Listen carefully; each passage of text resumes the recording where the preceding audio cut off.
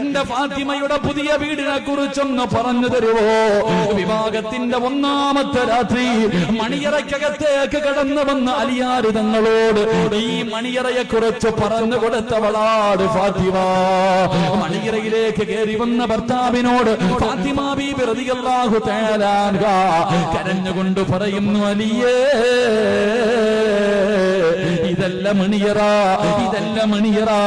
മണിയറ എവിടെയെന്നറിയുവോ?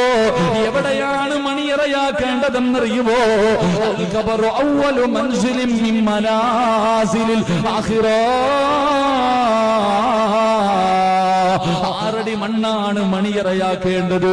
അലിയാര് തങ്ങളോട് വിവാഹത്തിന്റെ ഒന്നാമത്തെ രാത്രി മണിയറയെ കടന്നുകൊണ്ട് അതാ ഫാത്തിമ ബീബി 6 അടി മണ്ണെന്ന് പറയുന്ന ഖബറിന്റെ അവസ്ഥയെ കുറിച്ച് അവിടെയാണ് മണിയറയാക്കേണ്ടതെന്ന് പറഞ്ഞു കൊടുത്ത ഫാത്തിമ. ഫാത്തിമ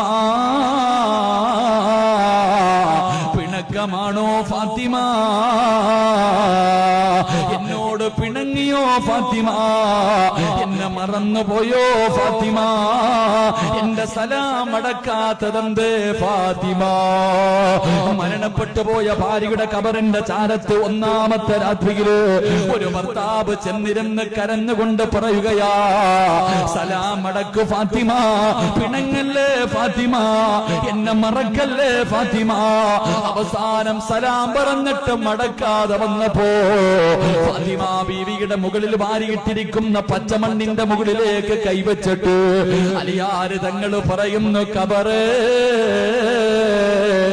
എന്റെ ഫാത്തിമയോട് സലാം അടക്കാൻ പറ ഖബറേ, എന്റെ ഫാത്തിമയോട് സലാം അടക്കാൻ പറ. എന്റെ ഫാത്തിമയുടെ വിശേഷമെന്ന് പറഞ്ഞു തരുവോ? എന്റെ ഫാത്തിമയുടെ